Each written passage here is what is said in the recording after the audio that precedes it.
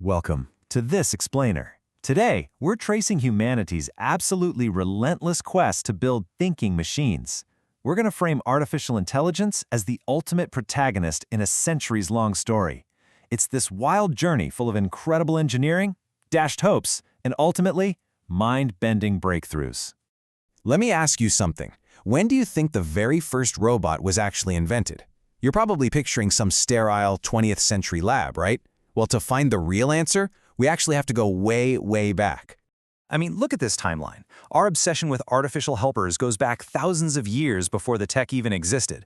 We're talking 8th century BCE, Homer writing about these golden handmaidens built by Hephaestus that could literally move and speak. Crazy, right? Fast forward to 1206, during the Islamic Golden Age, and Al-Jazari is out there actually building programmable water-powered automata, basically mechanical servants. And yet the actual word robot? That didn't even drop until 1920, when Czech writer Karl Čapek coined it in his play RUR, basing it off a word for forced labor. So here's how we're going to navigate this massive journey today. We'll start with myths, math, and machines, push through the brute force and AI winters, and then hit the AlphaGo paradigm shift and how it actually works. After that, we'll dive into the generative AI boom and finally wrap up with our autonomous future. Let's get into it. Section 1. Myths, Math, and Machines. This is where science fiction finally turns into science fact. It's honestly mind-blowing how fast things moved once they got going. In 1954, we get Unimate, the first programmable robotic arm. Now, it was just doing mindless, repetitive, heavy lifting for General Motors, but still a huge deal. But then look at what happens just a decade later. We get Shaky at the Stanford Research Institute. Shaky was a total game changer. It was the first mobile robot that actually tried to perceive its environment, navigate obstacles, and sort of reason its way through problems. And by 1970, the Soviets are deploying Lunokhod 1, driving a remote-controlled rover around on the moon. The foundation was officially laid. Machines could finally sense, compute, and act. Section 2. Brute force and AI winters. Because as it turns out, building a thinking machine is incredibly hard. Yeah, so our AI protagonist soon hit a massive brick wall. In 1974, Sir James Lighthill drops this highly critical report, basically saying researchers had totally overpromised and massively underdelivered. And honestly, he wasn't wrong. The compute power just wasn't there yet.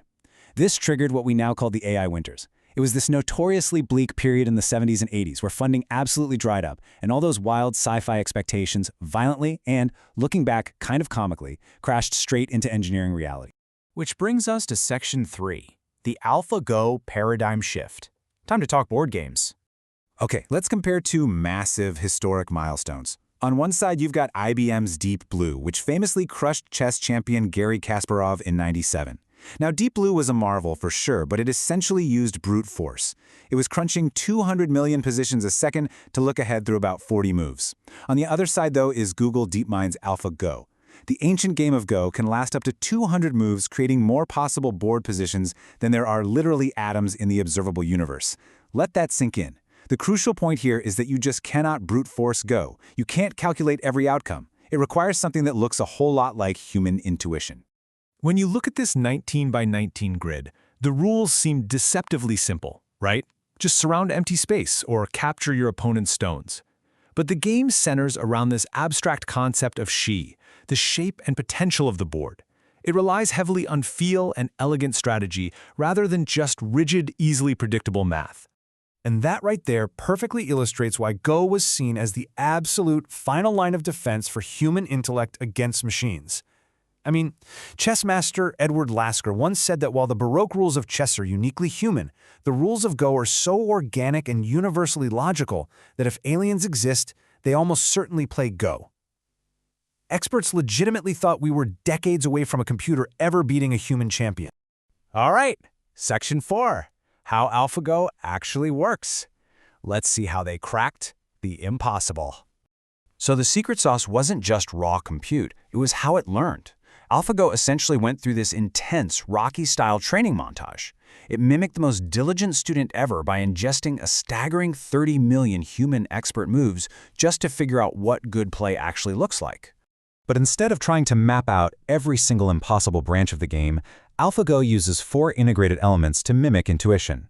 First, policy networks. Think of this as the left brain, predicting what a human expert would likely do. Second, a rollout policy. which acts fast to balance speed and accuracy while simulating future plays.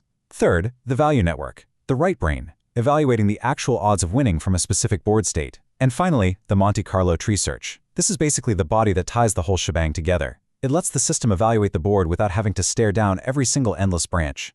The real beauty here is in the pipeline. You've got supervised learning from those human expert positions paired up with reinforcement learning, meaning it literally played millions of games against itself to teach itself what worked. This incredibly complex, multi-layered brain wasn't just an upgrade, it was a total paradigm shift away from the brute force methods of the 90s. And the result? Absolutely historic. During Game 2 against world champion Lisa Dole, the machine dropped what we now famously call Move 37. It was this bizarre, totally creative move that completely defied centuries of human tradition. Move 37 just absolutely broke human brains because it proved AlphaGo wasn't just copying us anymore.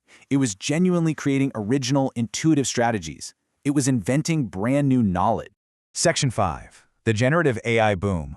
Taking intuition from the Go board directly into human language. Because researchers quickly realized, hey, if these neural networks can master the pure intuition of Go, what happens if we feed them the intuition of human language? So they scaled these models up massively. We're talking a mind-boggling 175 billion parameters for OpenAI's GPT-3. And by doing that, these systems suddenly unlocked unprecedented conversational and creative superpowers. And just look at the speed of this timeline. In 2020, GPT-3 proves AI can write incredibly convincing text. By 2021, DALL-E comes along and shows us AI can spin up hyper-realistic, completely original images from nothing but a text prompt. Then, late 2022, ChatGPT drops and brings this crazy advanced tech straight to the masses. In literally just a few short years, AI went from mastering closed board games to writing code, drafting essays, and generating jaw-dropping art.